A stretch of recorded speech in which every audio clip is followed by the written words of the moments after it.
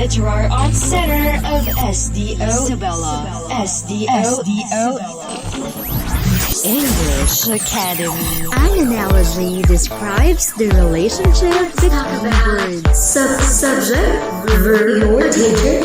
One hand. English Academy.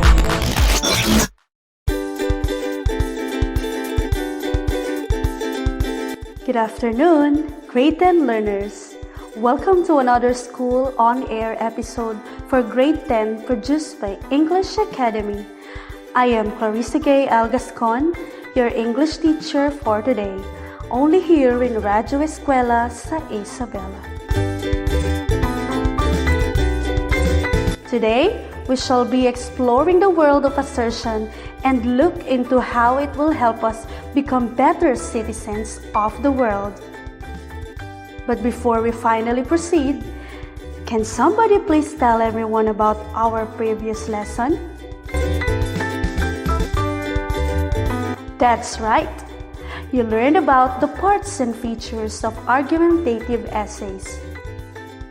By now, your knowledge and skills in challenging other people's beliefs and understanding about a particular issue must have gone to a higher level of proficiency. But let me challenge that. Will you agree with me if I say BTS is the best boy band in the world today?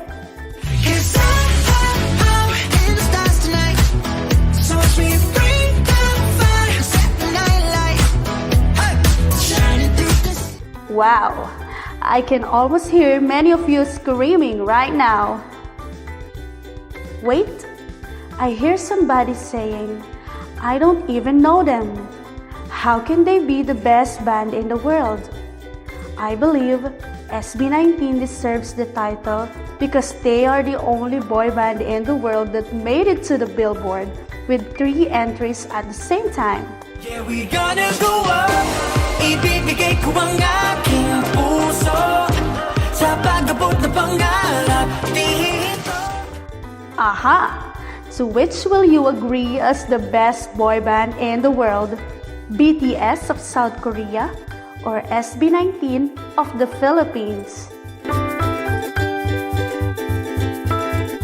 Alright, settle down.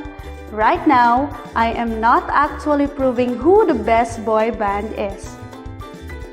What I am only trying to point out is that we often hear or read different ideas from different people, and sometimes these ideas are conflicting that we get confused on which to believe.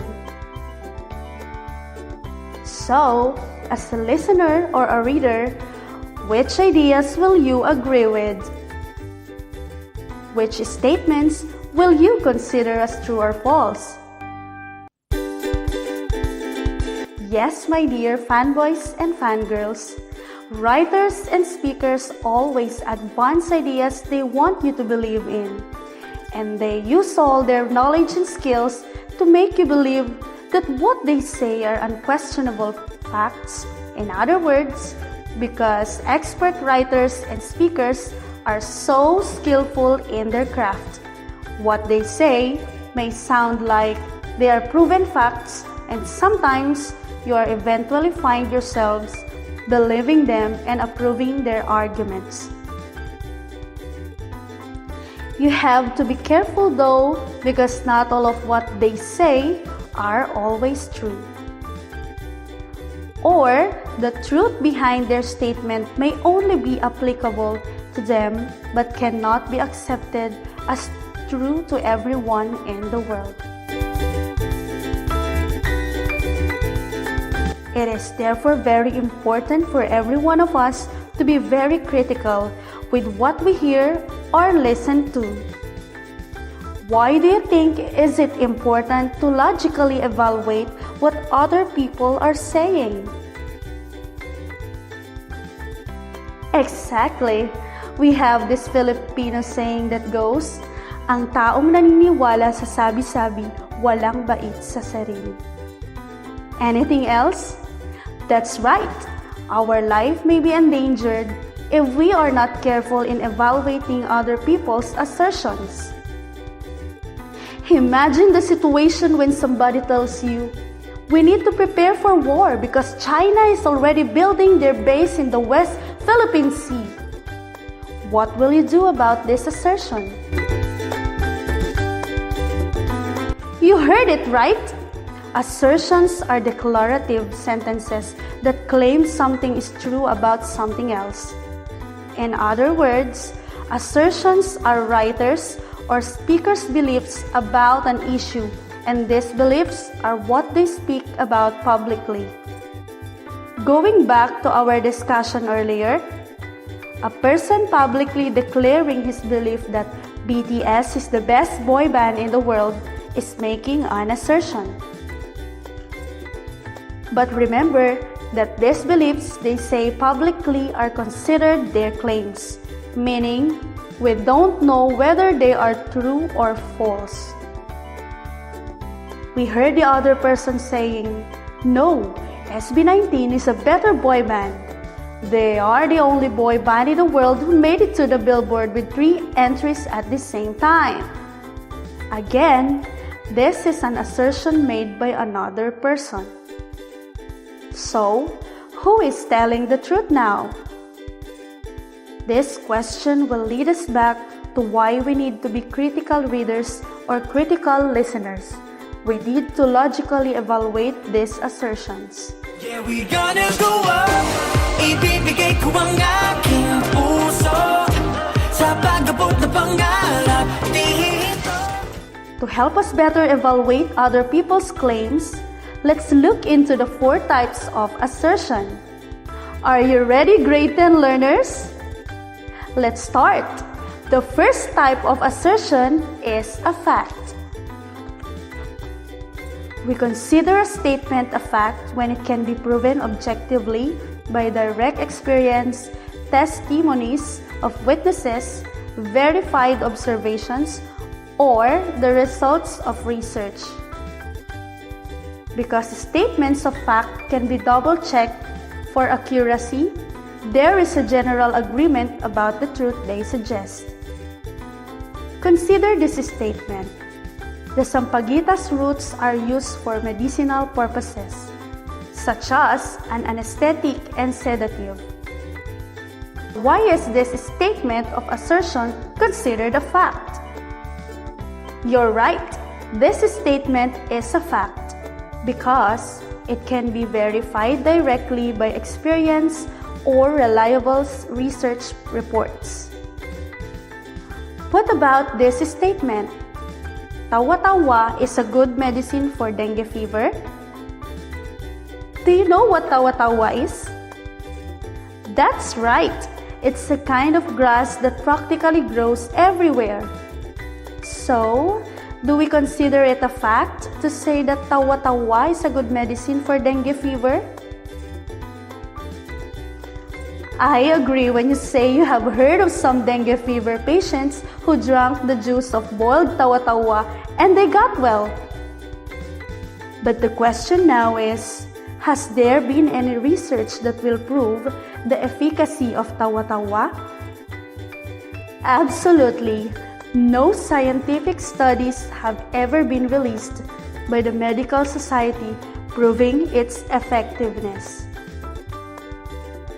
Going back to the statement, tawa-tawa is a good medicine for dengue fever, can we consider it a fact? Magnificent! It cannot be considered a fact because it cannot be proven objectively by results of research. While the statement may sound factual because of the testimonies of those who tried it, still, there are a lot of complexities to consider to prove that it is indeed a fact. We may ask questions like, did the patient drink only the juice of boiled tawa-tawa? Did they not take some other medicines? Or was it really dengue or another kind of fever caused by other factors? My dear grade 10 learners, we are not promoting the use of tawa-tawa as a cure for dengue. And neither are we questioning the experiences of those who tried it. What we are doing right now is trying to illustrate the difference between a proven fact and a claim that sounds factual because there are those who stand witnesses to it.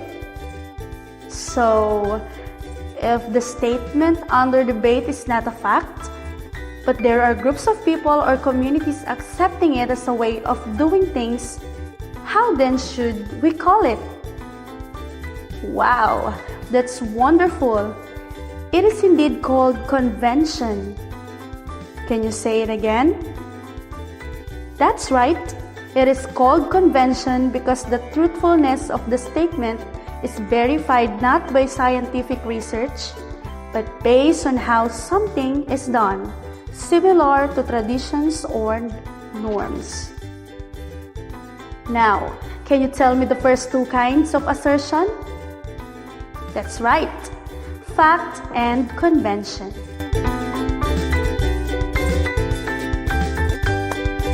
Now, we proceed to the third type of assertion. Would you agree if I say playing Mobile Legends improves one's social skills? Oh no! Many of you must be cheering by now. Yes, yes, yes, because you developed getting along well with other players. I agree, the fact that you get to communicate and strategize with others during the play, perhaps there is something you are developing in your social life.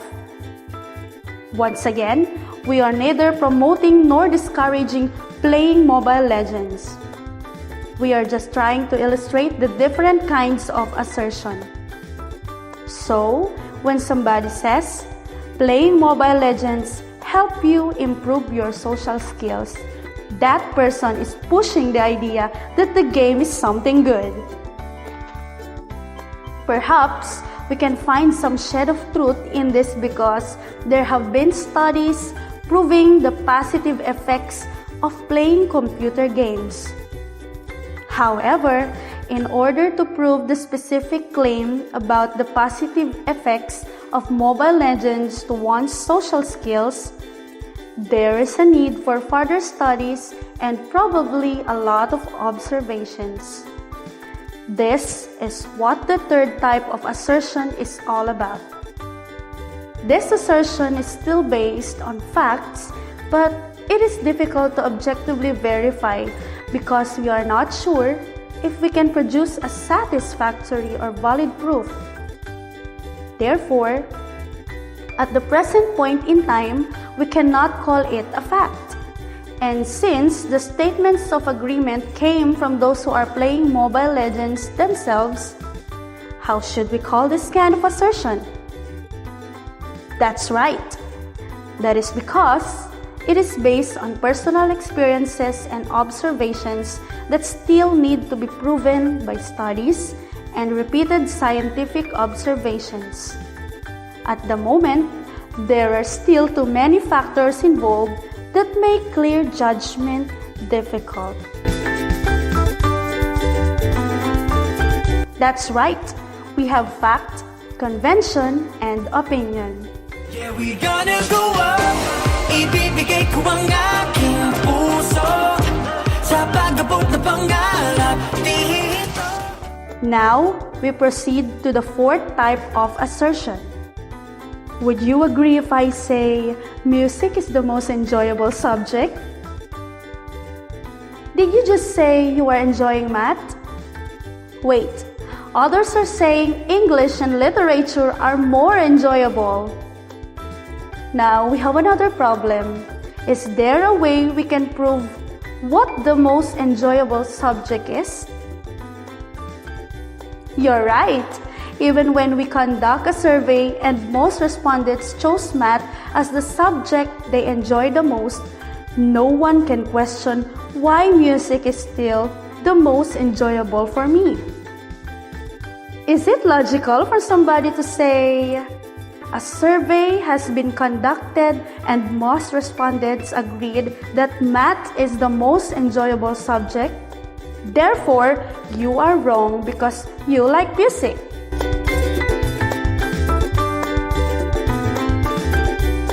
Your reasoning is magnificent. I agree with you when you say what is enjoyable to you may not be enjoyable to others. The same way as I love strawberry flavored ice cream and my brother hates it. So, I think the fourth type of assertion is now very obvious. Can you now name it? Magnificent! We call it preference. The statement strawberry is the best ice cream flavor is a preference because it says a lot about the ice cream flavor that the speaker personally likes. If, for example, cookies and cream sold the most number of gallons for the month of January, then the assertion, cookies and cream is the best-selling ice cream is considered a fact.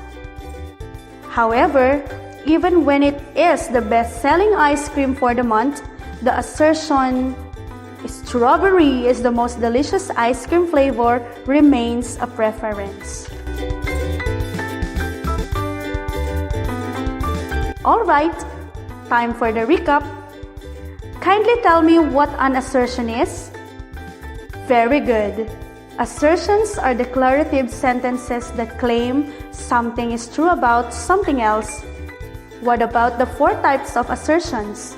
Kindly enumerate them. Perfect! We call them fact, opinion, convention, and preference.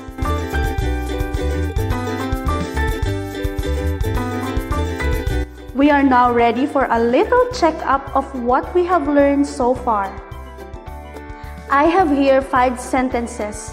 I am going to read each of them twice, and your task is to identify whether the sentences assert a fact, convention, opinion, preference. You have 3 seconds to write your answers in your notebook. Ready? Let's begin. Number 1, taking in vitamin C every day really makes you healthier. Number 2, of all the tourist destinations in the world, the Philippine rice terraces offers the most breathtaking scenario. Okay, number 3, talking about illness, you must consider going to Hilot because it saves you a lot of money. Number 4, President Rodrigo R. Duterte is by far the most strong-willed president of the Philippines. And number 5, either intravenous or intramuscular glutathione is effective in skin whitening. Alright, we're done with the first part of our activity. For the second part, your task is to compose one original statement of fact, opinion, convention, and preference. You have 5 minutes to accomplish this task, and your time starts now.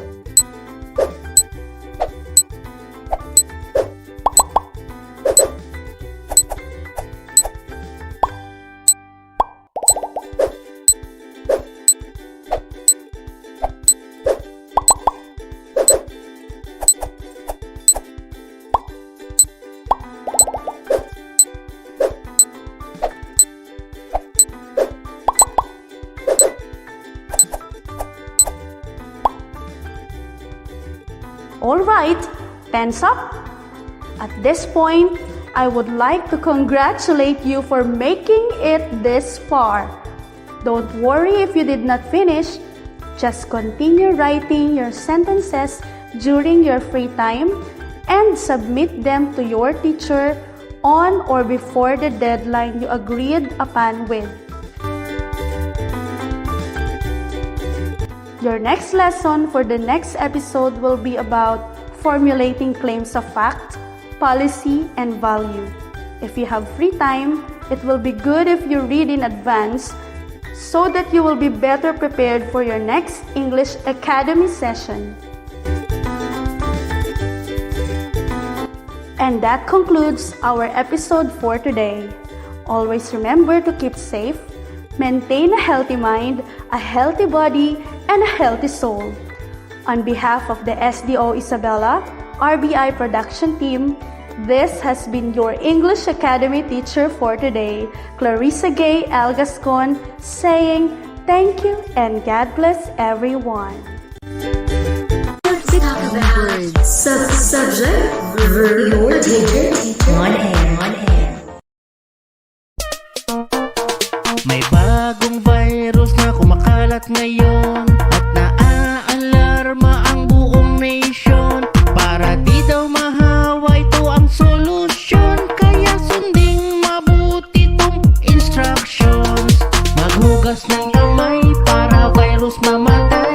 Iwasan ding humawak sa iyong mouth, nose and eyes para COVID-19 hindi na makapuksa. Mag-face mask at mag-alcohol maya't maya. Maghugas ng kamay para virus mamatay. Iwasan ding humawak sa iyong mouth, nose and eyes para COVID-19 hindi na makapuksa. Mag-face mask at mag-alcohol maya't maya. Ang virus ay nakamamatay, kaya makinig, wag pasaway. Stay sa bahay, wag nang gumala. Kung ayaw mong ikay mahawa, mag-face mask kung lalabas. Mag-vitamin C ng madalas at umiwas sa mga matatao. Mag-alcohol para sigurado. Maghugas ng kamay para virus mamatay. Iwasan ding humawak sa iyong mouth, nose and eyes para COVID-19 hindi na makapuksa. Mag-face mask at mag-alcohol maya't maya. Maghugas ng kamay para virus mamatay. Iwasan ding humawak sa iyong mouth, nose and eyes para COVID-19 hindi na makapuksa. Mag-face mask at mag-alcohol maya't maya. Maghugas ng kamay para virus mamatay. Iwasan ding humawak sa iyong mouth, nose and eyes para COVID-19 hindi na makapuksa. Mag-face mask at mag-alcohol maya't maya.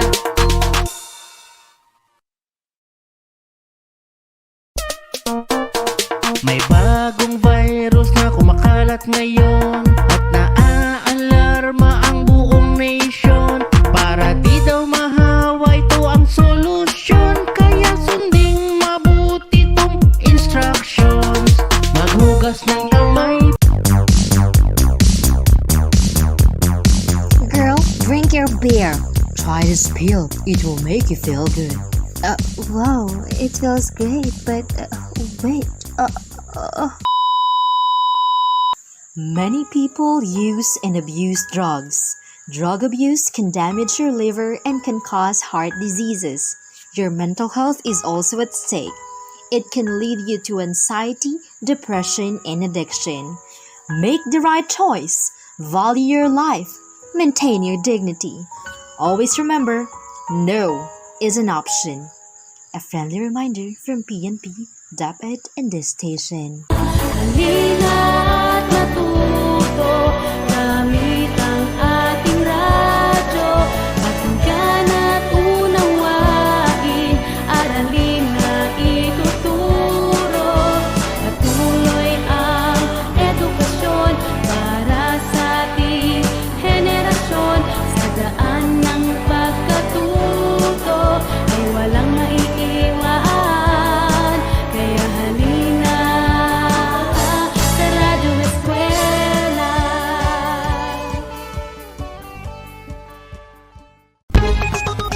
Isabela, SDO.